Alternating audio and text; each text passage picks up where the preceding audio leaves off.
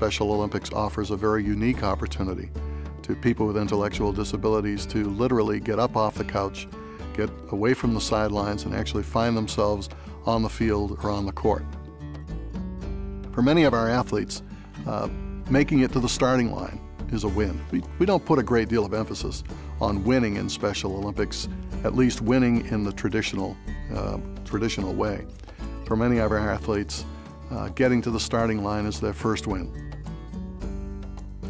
When Philip was born, we were told to put him in an institution, that there's no way that he could survive or that he would survive. Nancy said, no, we can take him home and love him. And Special Olympics was just getting started at that time.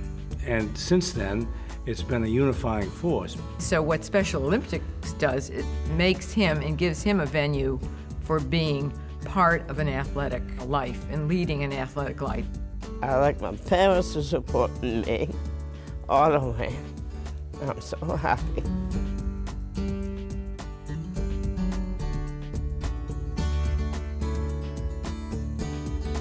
My experience has changed my perception of intellectually challenged people.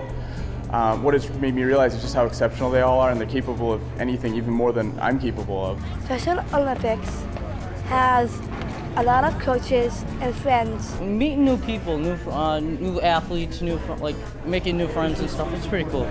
We do track and field in the spring. Plus we have powerlifters, sailors, and swimmers. The sporting aspect is very good for their discipline and their life skills, and the social actions are just terrific.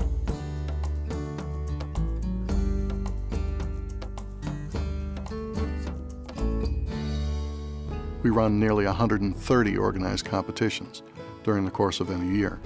We have 10,000 volunteers throughout the state of Massachusetts. That involves our coaches, our general volunteers that come to our events every day, our event management volunteers that help us put the games on. They all need training. We owe it to our athlete to give them the best coaches we can. And I think for an athlete to excel in whatever sport they've chosen, we need the coach to be able to train them properly. Because we have 10,000 volunteers throughout the state of Massachusetts, it's not that easy to coordinate one big training. Right now, we are at the mercy of people donating their facilities to us on their timelines.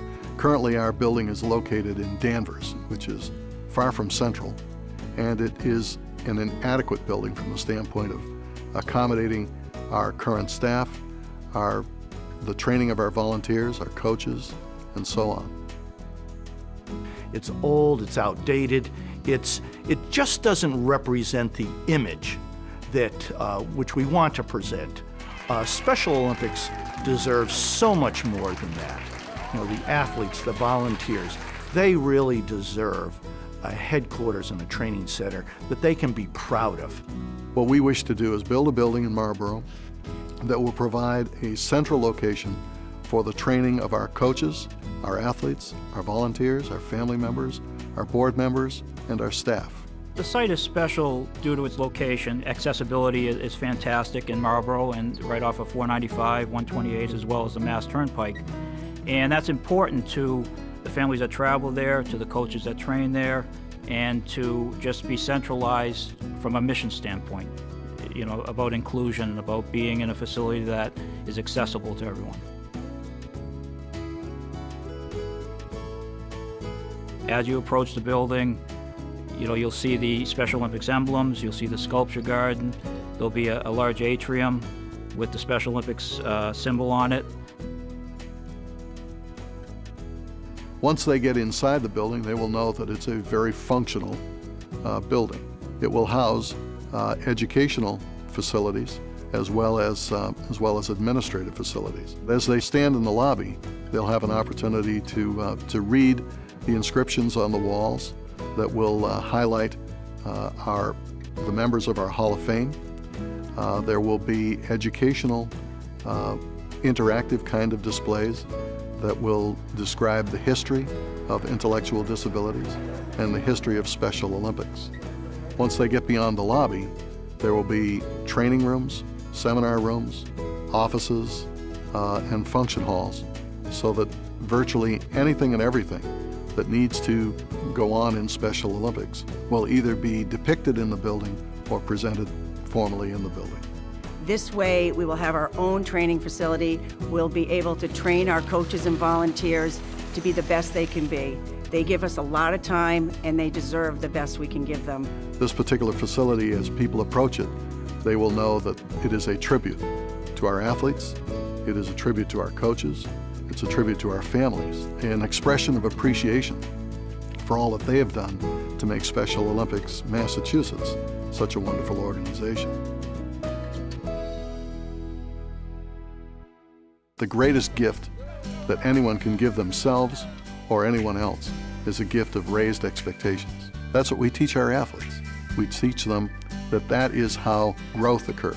The person who is the least surprised by the accomplishment of our athletes is the athletes themselves, because they themselves have placed very high expectations on themselves, and as a result, they've accomplished extraordinary things. It's a wonderful opportunity to become involved in a unique organization. The building is really the tangible symbol, the tangible outcome of a much larger effort to involve more people who can benefit from the programs and services. It'll take money, it'll take large gifts to get us there, and it'll take small gifts to get us there.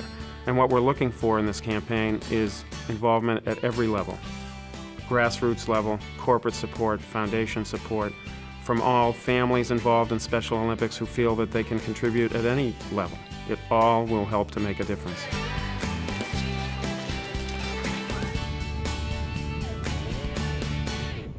Corporations and foundations are symbols within our society, and as they go, so does the rest of the community. So now we have an opportunity to get both the corporations and the foundations into this very, very important work.